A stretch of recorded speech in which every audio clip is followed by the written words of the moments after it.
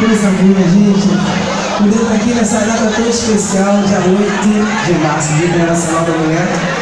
Poder estar aqui representando todas as mulheres empoderadas, seja ela no samba, na escola, em qualquer profissão. Eu estou aqui representando todas nós, viu? E eu tenho certeza que todas são decididas! Não, tá, o pé tá rolando, tá gostosinho. E vamos começar, não é show não, como diz o amigo, a gente vai cantar bastante, vamos passear aí em vários universos. Me dá um dó menor então, pouco papo, muito samba.